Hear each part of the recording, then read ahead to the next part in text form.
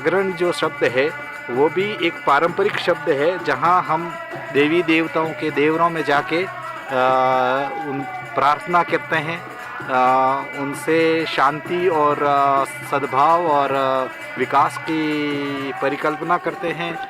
मन्नत करते हैं। इसी को हम जागरण कहते हैं, जो कि परंपराओं से सदियों से हमारे समाज में चलता आ रहा है। उसी के नाम पर लोगों ने ये नाम दिया कि जागरण रखना चाहिए।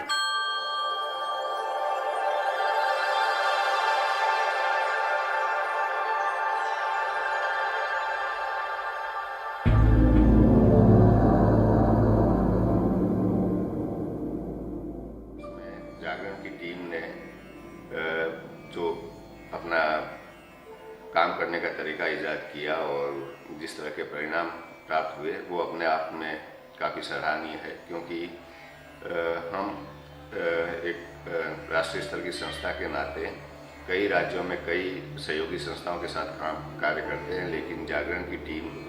का प्राकृतिक संसाधनों के बारे में जो समझ है और लोगों के साथ जिस तरह का काम करने का तरीका है,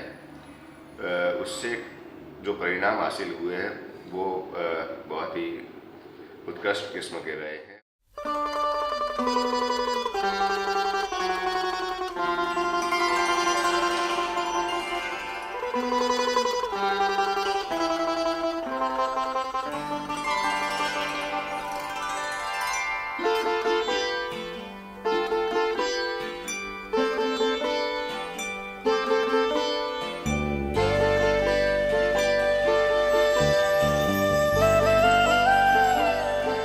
लग रहा था कि समुदाय में एक ऊर्जा है, एक ताकत है, उनके अंदर एक शक्ति है। अगर उसको उभारा जाए तो हम सारा ज्ञान वहाँ से संकलन कर सकते हैं और उस ज्ञान का उपयोग हमारे समस्याओं के समाधान के लिए कर सकते हैं। इसी को ध्यान में रखते हुए हमने 1985 से एक प्रक्रिया शुरू की। हमने जितने गांवों में हम लोग काम कर रहे थे वो करीब 10-12 गांव, उन गांवों के जो चुनिंदा प्रतिनिधि थे, जो थोड़ा अगुवाई करने वाले लोग थे, मोतबिरान लोग थे, उनके साथ मिलके हमने एक संरचना की परिकल्पना की, जिसमें कि हमारी अपनी संस्था हो, जिसमें हम खुद निर्णय ले सकें, जिसकी नीति हम खुद बना सकें और जिसमें डेवलपमेंटल प्रोजेक्ट्स हम खुद बना सकें। जब संस्था की शुरुआत हुई थी 1985 में, तब संस्था को आगे ले जाने के लिए लोगों ने महसूस किया कि क्यों नहीं हमारे पास पैसा नहीं है, लेकिन हमारे खेतों में जो अनाज होता है उसको एक एक मुट्ठी, ज़्यादा नहीं तो हम एक एक मुट्ठी निकालें हर घर से और जाजम पे रखें, और हर गांव से, आसपास गांव, सभी गांव से जब वो अनाज इकट्ठा होगा, उस अनाज से हम संस्था को आगे बढ़ाने के लिए, संस्था की जो ज़रूरत है, कागज़ है, पेन है, पेंसिल है या अल्पिन, जो भी ज़रूरत है संस्था की, उसको पूर्ति करने के लिए लोगों को महसूस हुआ कि हमारी ज़रूरत संस्था को है आज, जिससे कि संस्था हमारा आगे मार्गदर्शन करती रहे। जागरण जन विकास समिति का 1985 में जन्म के बाद हमारा दुर्भाग्य समझें कि 85 से लेके 89 तक का सीवियर ड्राउट सिचुएशन थी राजस्थान में, और दक्षिणी राजस्थान जो कि पूरा बारिश पर निर्भर है, सिंचाई के इतने साधन नहीं है यहाँ, तो पूरा जो जीवन आधार है वो उस समय चरमरा गया था। उस समय में हम लोगों के लिए बड़ा संकट था और हम लोग चिंता कर रहे थे समुदाय के साथ मिलके कि हम क्या करें जिससे कि ये संकट से हम उभर सकें, क्योंकि ये प्राकृतिक संकट है, केवल जज्बातों से इसको नहीं निपटा जा सकता। तो हमने जो रणनीति बनाई उस समय वो ये थी कि हम एक तो सरकार, क्योंकि मुख्य रिसोर्सेज जो हैं, संसाधन जो हैं सरकार के पास हैं, तो हम एक तो सरकार को के ऊपर दबाव डालने के लिए, सरकार को मोबिलाइज करने के लिए सक्रिय समूहों का गठन करें। तो हमने गांव-गांव में कमेटियां बनाई, अधिक से अधिक प्रस्ताव देना और ऐसे प्रस्ताव देना जो कि अगले अकाल में फिर से मदद कर सके। तो पानी रोकने के, जंगल लगाने के, पेड़ लगाने के, घास की मात्रा बढ़ाने के, इस तरह के काम हमने शुरू किए, प्रस्ताव दिए और सरकार से काम शुरू करवाने के लिए दबाव समूह बनाए।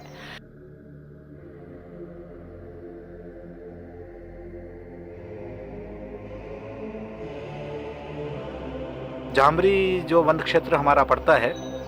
उसमें मुख्य रूप से सालर के पेड़ हैं, और सालर के जो पेड़ हैं उसके जो गर्मियों में पत्ते आते हैं वो एक तरह से बहुत ही न्यूट्रिटिव होते हैं पशुओं के लिए, और लोग उनको काटते हैं। लेकिन सालर के पेड़ के जो पत्ते हैं वो लास्ट टहनी पे लगते हैं, लास्ट मुंह पे जाके लगते हैं, तो लोग उस टहनी तक जाने के लिए कठिन होता है, तो लोग उस टहनी को काट देते हैं। तो वो टहनियाँ, सालर एक ऐसा पेड़ है जो पूजनीय भी है, मेडिसिनल भी है और पशुओं के लिए फॉडर भी देता है। तो हमने देखा कि सालर के पेड़ की जो कलम लगती है उसकी टहनी अगर आप लगाओ तो वो उग जाती है। तो हमने कहा कि लगभग 50,000 पेड़ों से, ये 50,000 से ज़्यादा पेड़ों के टहनियाँ काटी गई हैं, तो क्यों नहीं हम इन टहनियों को वापस लगा दें, तो ये अगले ड्राउट में काम आएगी। तो बिना किसी स्कीम के हम लोगों ने लोगों के साथ बैठ के इसके ऊपर चर्चा की, और चर्चा के बाद हम इस नतीजे पर पहुँचे कि नहीं, हमें ये टहनियाँ वापस लगा देनी चाहिए, जिससे कि हमें अगले अकाल में इसकी मदद मिल सके। तो एक वो सामूहिकता का बड़ा वो हुआ, और करीब 50,000 टहनियाँ हमने जंगल में लगा दी, जो आज पेड़ के रूप में मौजूद हैं, और वो फिर से फॉडर दे रही है। तो वो टहनियाँ जो सूख के केवल फ्यूल वुड बन जाती, उनको हमने पेड़ों में कन्वर्ट कर दिया।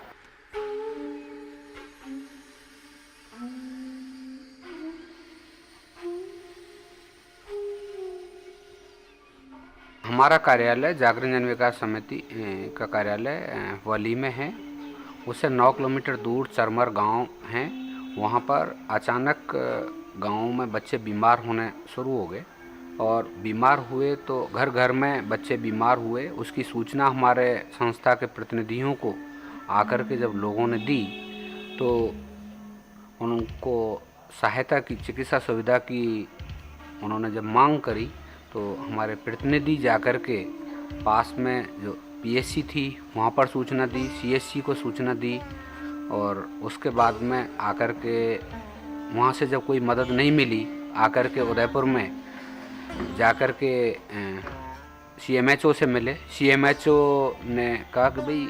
ये तो सूचना सीएचसी की है, सीएचसी की जिम्मेदारी है, पीएचसी की जिम्मेदारी है, वो जाकर के आपको हेल्थ प्रोवाइड कराएंगे, चिकित्सा सुविधाएं उपलब्ध कराएंगे। लेकिन ये सुविधाएं वहाँ पर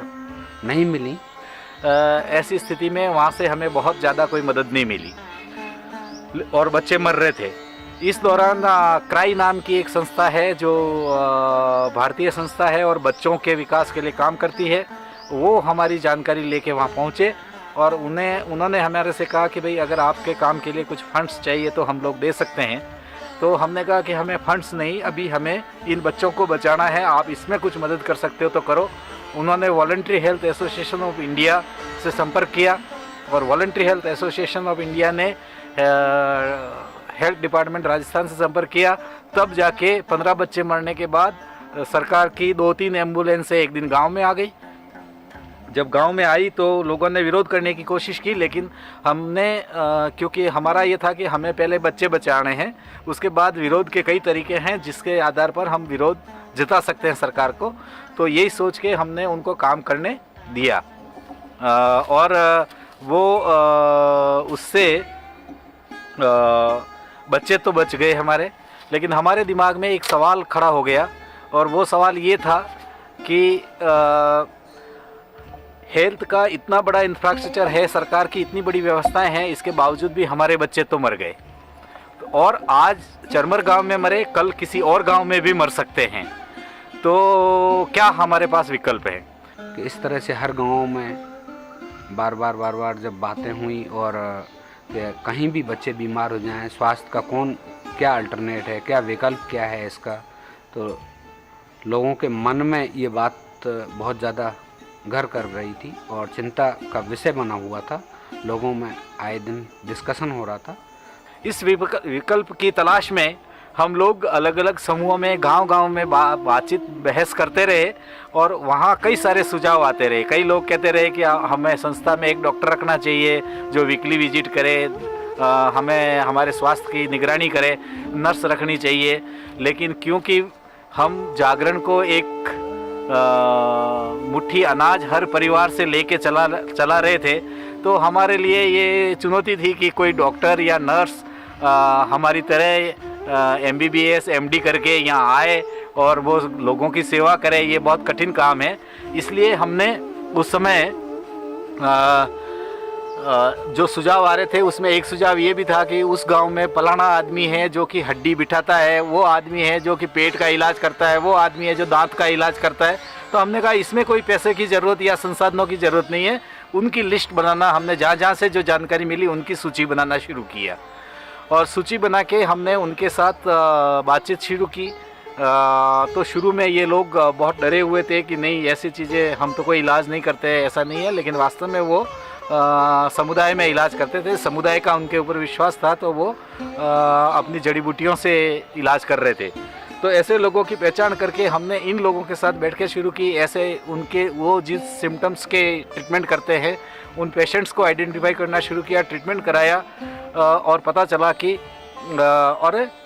ये तो अगर हम ऐसे सारे लोगों को इकट्ठा कर लेते हैं तो मेडिकल साइंस में जितने डिपार्टमेंट है उतने लोग हो जाते हैं, उतने डिपार्टमेंट हम कवर कर सकते हैं। तो 91 में जाके हमने एक DST department of science and technology के साथ मिलके एक कॉन्फ्रेंस की, उस जिसमें हमने 200 ऐसे ट्रेडिशनल हीलर्स को बुलाया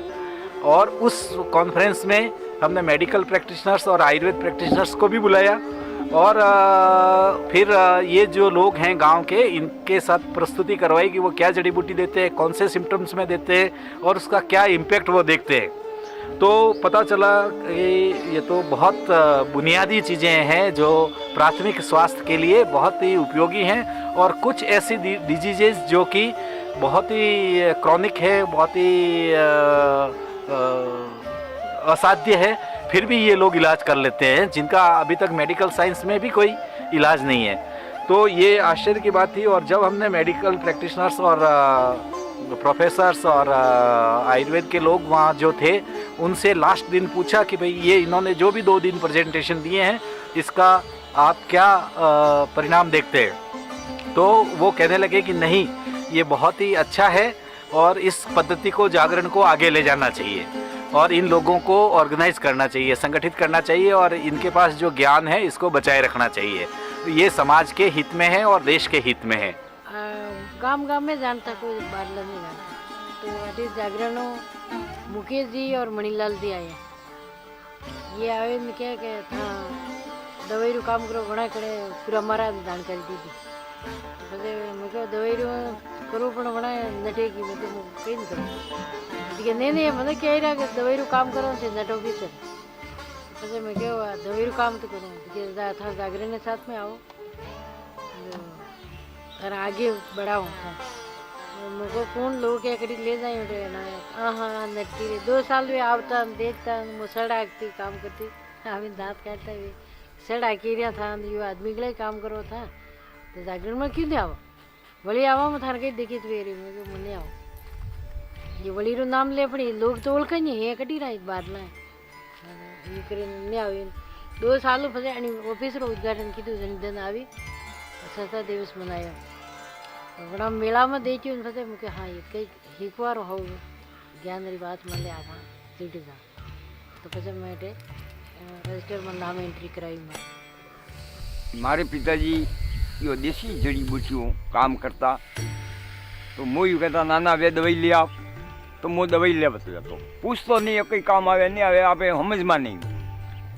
तो फिर पिताजी के नाना ये जहर बाज माते काम आवे ये फलाना माते काम आवे ये आना माते काम आवे ये पड़दर माते काम आवे यू कहता कहता कहता फिर मु धीरे धीरे मु नेवे तो मनक आता मु आतो तो यू करता करता करता हमारे पिताजी शांत हो गया। वे दवाइयाँ मार को ली 5-2 बीमारी दवाई आधी मोटी जरा करी ये जागरण जन विकास समिति अटे बड़ी में आई। फिर मोए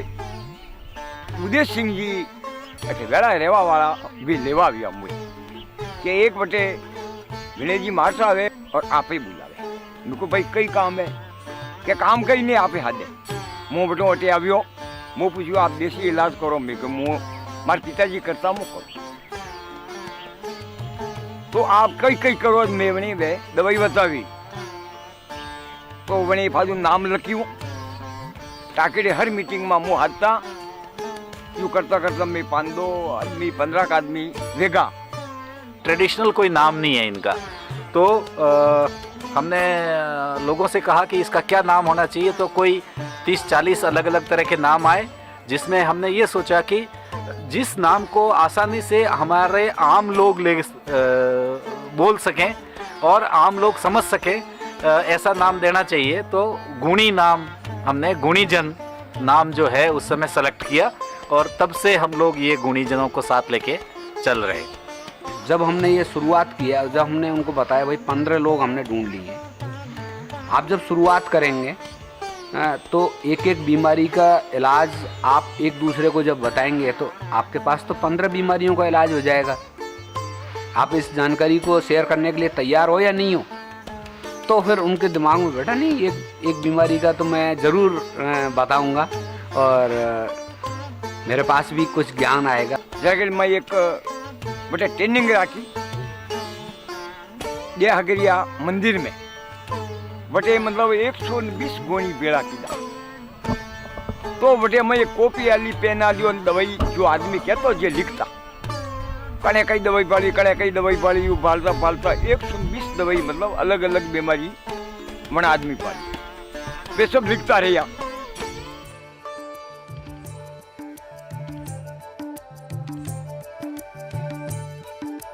जब हमने फर्स्ट प्रशिक्षण बुलाया, इस तरह का हमारे पास कोई सिलेबस नहीं था। हमने गुणियों से पूछा और जैसे जैसे हमें समस्या आती गई तो उसके अनुरूप ही हमने सिलेबस बनाते गए। फर्स्ट प्रशिक्षण में हमने यही किया, खुला सत्र रखते थे, शारीरिक संरचना, शारीरिक क्रिया, शरीर क्रिया के बारे में बताया, हाइजीन साफ़ सफाई के लिए क्यों ज़रूरी है, किस किस तरह की साफ़ सफाई होनी चाहिए। हम जितना हम बताते उन लोगों के साथ में सहभागिता, एक दूसरे की सहभागिता जब होती तो उन लोगों ने अपना भी वो बताया कि नहीं इस तरह की हम सफाई रखते हैं, खाने में, पीने में, हाथ धोने में, शौच आदि निवृत्त होने के बाद में किस तरह से हाथ धोते हैं। ये सब कुछ उनको जब जानकारी दी तो उनको लगा ये तो बहुत अच्छी बात है और हम और जो जानकारी है पूछ सकते हैं। सेकंड फेज़ हमने शुरुआत किया और उसको पहचान के साथ में, पौधों को जब तक पहचानेंगे नहीं तब तक चिकित्सा में सफल नहीं हो सकते। इसलिए हमने सेकंड फेज़ 10 दिन का जंगल में रखना तय किया। जैसे उड़ीसा जंगल, बंगालियो जंगल, जैसे सीतामाइयो जंगल, जैसे मैं आसपास केवड़ा है, ओडा है, फुलवाड़ी है, कुलियारी है, गुजरात में है। मतलब यू मैं सब भ्रमण कराव्या, दाड़े आखो दाड़ो में भ्रमण करता, पत्ती लावता, कंडा फूल लावता, कंडी छाल लावता, कंडी जड़ लावता और फिर हाजी में बैठा बैठा मंडी पहचान करता कि भाई यो कहिए कि खांकरो है, यो कहिए करमेलो है, यो तो वे बोली मैं देसी भाषा की। अगर डॉक्टर साहब कहता भाई इनको पलाश कहते हैं, इनको अमलताज कहते हैं, अशोक कहते हैं, यूँ करे न मैं मतलब वे इसकी भाषा ही करता।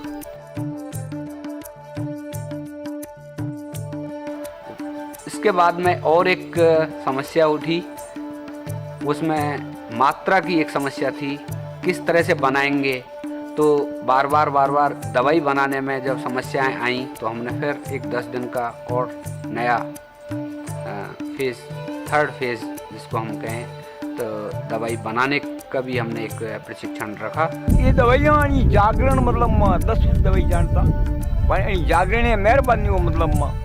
टोटल दवाई ठीक है का बंदो नाम जानेगा, वणी वणावा तरीको भी जानेगा, वणावा तरीको वणी ट्रेनिंग राखी आणि दवाई कितरी बनावे, काढो कतरी करी, अंडी पसम कतरे बनावे और आणि दवाई पावे कतरे और कतरा दाड़ा पावे, यो सब मतलब जागरण में भी ट्रेनिंग दी। तो ये एक उन लोगों की जो गुणियों की प्यास थी, जो जिज्ञासा थी, वो वहाँ पर समाधान हुआ। एक ही प्लांट, एक पौधे के जब विभिन्न उपयोग वो लोग बताते तो बहुत रुचि आपस में बढ़ी कि हम तो एक ही उपयोग जानते थे इस पौधे का, आज हमें 5 उपयोग मिले, हमें 4 उपयोग मिले, तो बहुत एक दूसरे के प्रति रुझान बढ़ता गया और हमें ये जो ज्ञान है उसको हम दस्तावेज करना शुरू किया और हमने लोगों को बताया कि देखिए ये जानकारी आप लोगों की है और ये एक दूसरे को जब हम पढ़ेंगे, देखेंगे तो आपके आने वाली पीढ़ी भी इस ज्ञान को पढ़ेगी तो और अच्छा उपयोग होगा, आप सामुदायिक रूप से इस ज्ञान का उपयोग होगा।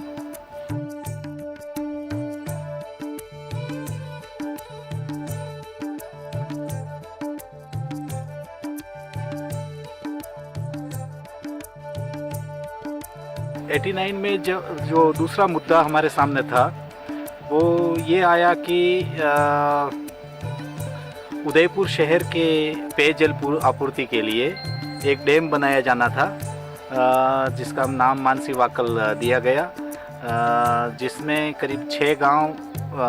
डूबने वाले थे और उससे स्थानीय कोई फ़ायदा नहीं था और जो 6 गांव डूब रहे थे उनकी कोई पुनर्वास व्यवस्था नहीं थी। तो 1989 में तत्कालीन मुख्यमंत्री ने वहाँ फाउंडेशन स्टोन रख दिया और हमारे लिए चिंता बढ़ गई कि ये लोग कहाँ जाएंगे, कहाँ बसेंगे, कहाँ इन पीढ़ियों से बसे हुए लोग यहाँ से हट के जाएंगे। तो उस दौरान हमारे सामने ये 2 बड़ी चुनौतियाँ थी। एक तो ये कि इतना बड़ा इंफ्रास्ट्रक्चर होने के बाद भी हमारे बच्चे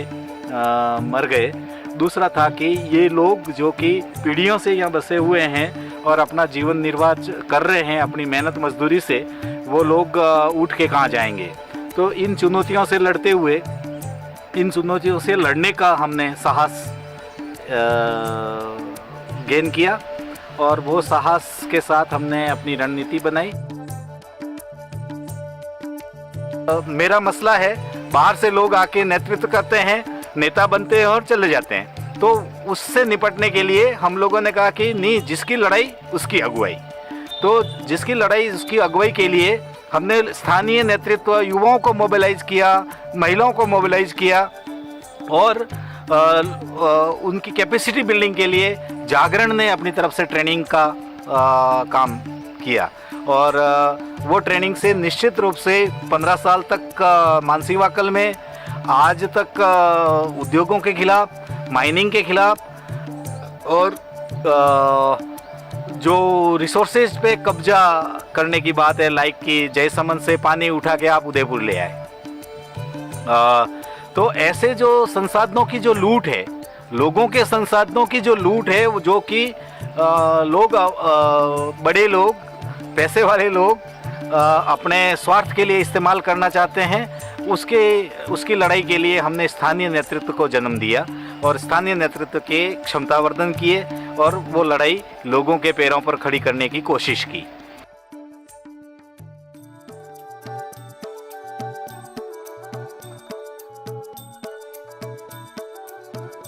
मरे हुए घर वाला ने यू कहता कि गाँव वाला पूछता कटे किए, मेहमान किए, यूँ नहीं कह सकता कि बटे जागरण में किए, बटे मीटिंग में किए, यूँ नहीं कह सकता। दरपता को भाई मैंने कई डांटी दी, तो धीरे धीरे बचे बाद गाबड़िया में जाए मन का हम जाता भाई आप ऐसी करा के बैठे ना, आप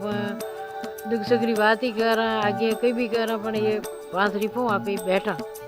5 रुपया बेला करती की ने मीटिंग अलग अलग रेट जैसमंद लगा दी थी, गामड़ा ये सलूबर ये हंगला सराड़ा में बस समय जाकी दी, महिला समूह बनाया। तो आज 5 रुपये लगा, आज 100 रुपये भरे रही है, कोई 200 रुपये भरे रही, आज खुद सक्सेस होगी महिला और वणी में बैठे न ये वार्ड पंच है सरपंच रो अधिकार आए कौन बने, कोई तैयार ही नहीं, महिला तो बाहर निकलती नहीं, तैयार कौन है। तो जैसे जैसे धीरे धीरे मन का तैयार किया तो खुद मोए मारे भी वार्ड पंच रो आई को बचाणो में।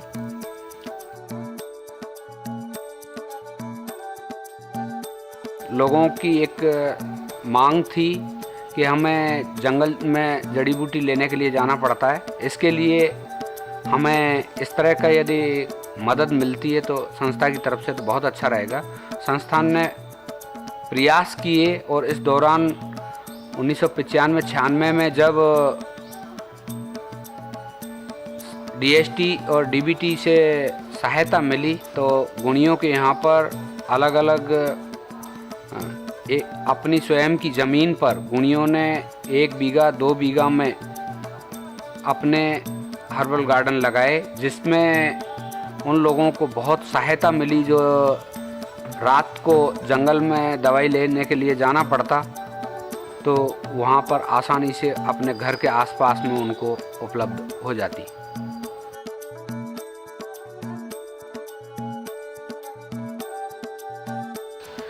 हम भारतीय चिकित्सा पद्धति को देखें तो 2 मुख्य धाराओं में भारतीय चिकित्सा पद्धति बटी हुई, इंडियन सिस्टम ऑफ मेडिसिन।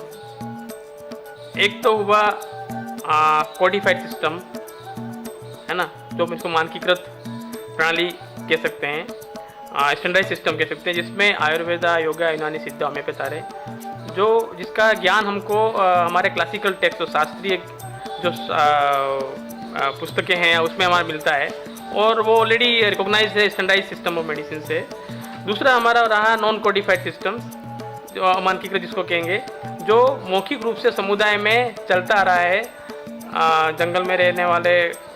चरवाहों या वनवासियों या जो हमारे जनजातियां हैं उनके माध्यम से चलता आ रहा है मौखिक रूप से ये ज्ञान, जिसको नॉन कोडिफाइड सिस्टम कहा गया है। उसको हमने सहभागी तरीके से पार्टिसिपेटिव तरीके से हमने डॉक्यूमेंट करने की कोशिश की। तो हमने ये सोचा कि एक तो कम्युनिटी लेवल पे और एक ऑर्गेनाइजेशन लेवल पे। कम्युनिटी लेवल पे हमने क्या किया कि लोगों को बिठा के साथ में इंटरेक्शन करके उन सामुदायिक स्तर पे हमने सामुदायिक स्वास्थ्य ज्ञान रजिस्टर जैसे बनाए हमने, है ना, गुणी हेल्थ रजिस्टर बनाए, गुणी ज्ञान रजिस्टर बनाए, ताकि स्थानीय भाषा में, स्थानीय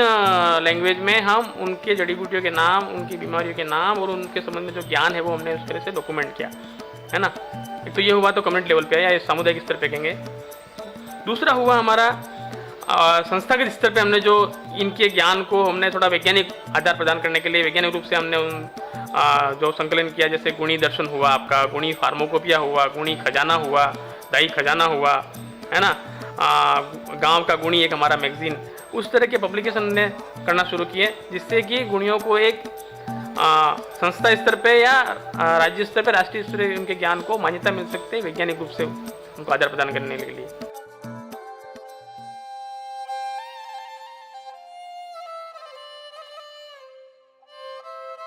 जागरण जन विकास समिति जो राष्ट्रीय ग्रामीण रोजगार गारंटी कानून जो बन के आया 2005 में, तो उसके तहत एक कंसोर्टियम मोड में काम करने की सोच को लेके आगे बढ़ी।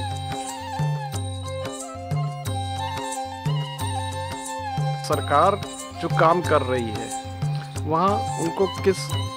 स्तर पर मदद की आवश्यकता है, तो एक विभाग की समन्वय समिति की बैठक हुई और उसमें निकल के आया कि उनको आयोजना बनाने में बहुत ही दिक्कत का सामना करना पड़ता है,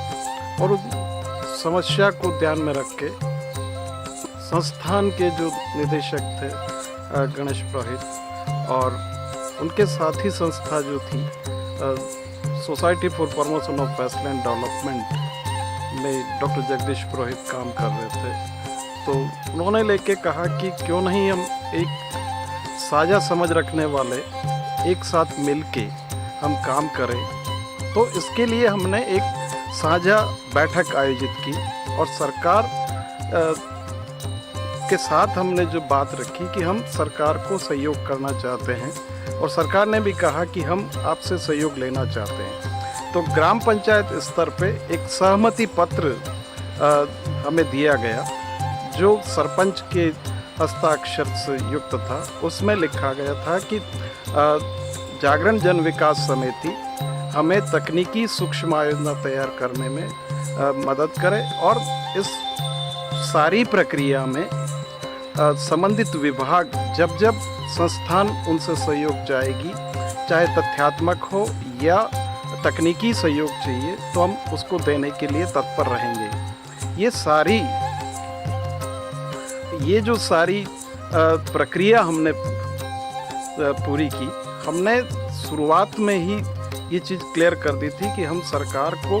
एक स्तर पे सहयोग प्रदान करना चाहते हैं जो आयोजना के क्षेत्र में है। और हमने उस समय भी क्लियर किया था कि अगर पंचायत की आयोजना सही बनती है, वस्तु स्थिति को ध्यान में रख के बनती है, व्यवहारिक बनती है, तो उसको क्रियान्वयन करना एक सहज, सरल और सुगम हो सकता है, जिससे आगे चल के भविष्य में जो भी परिसंपत्तियाँ विकसित होगी वो टिकाऊ परिसंपत्तियाँ विकसित होगी, जिससे उस क्षेत्र में रहने वाले जो भी लाभार्थी है उनको प्रत्यक्ष और परोक्ष रूप से लाभ मिलेगा, जिसे हम सस्टेनेबल डेवलपमेंट कहते हैं।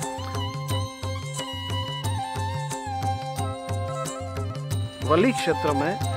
पशुपालन भी बहुत ही महत्वपूर्ण है।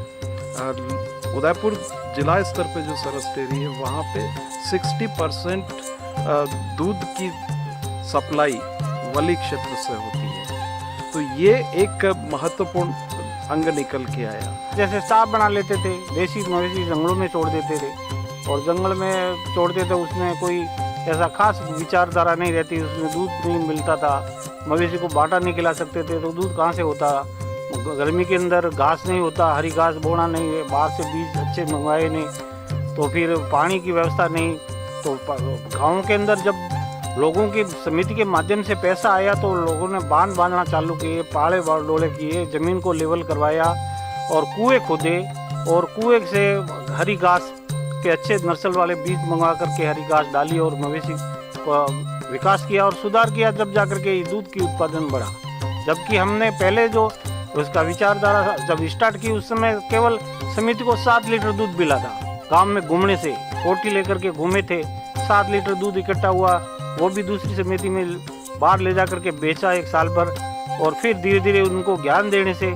ज्ञान की उपलब्धि से समिति के विचारधारा और ज्ञान से ही दूध ये बढ़ा और दूध के भंडार हो गए यहाँ पर। गांव गणराज्य का भी बदलाव आया है। उसके बाद 12, 13, 14, 15 तक इसका नाम पैसा हो गया है, वही है गांव गणराज्य है, लेकिन पैसा बोलते हैं। तो इसके पहले हमने 14 गांवों में पैसा एक्ट की गठन किया है, जिसमें शिलालेख लगाए हैं। शिलालेख पे 11 बिंदु लिखे हैं। ये 11 बिंदु गांव स्तर पे प्रभावी रूप से लागू हैं। ये ज्ञान मैंने पहले संस्था प्रशिक्षण में प्राप्त करें, उससे जो है हमारे गाँव में शुरू की दो मालारा गुड़ाव और वहाँ बाटारो उद्घाटन MLA साहब रूपलाल जी मेणाऊ करवायो,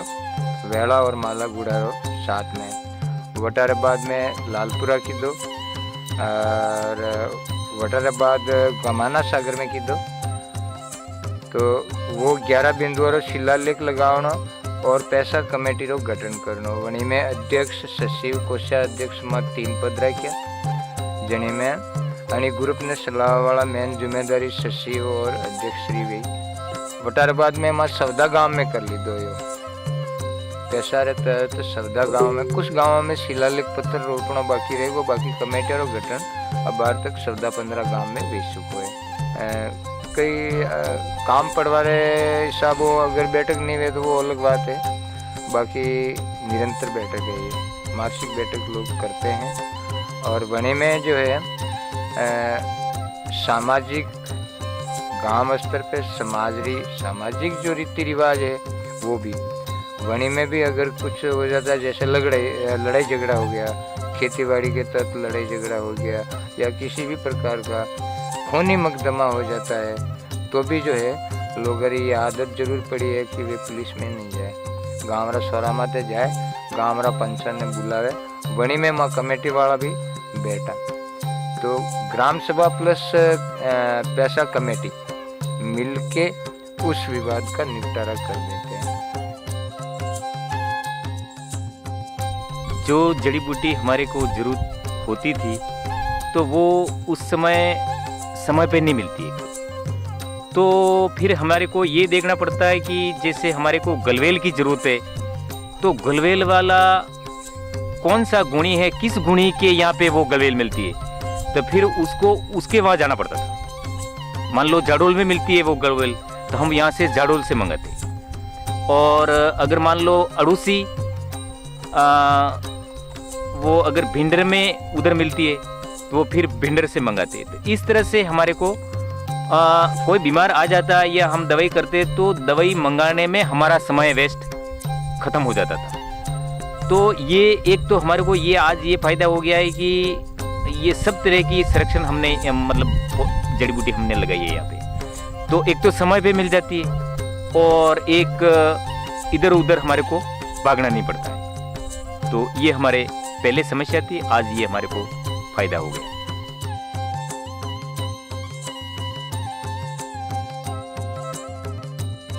अगर इसी तरीके से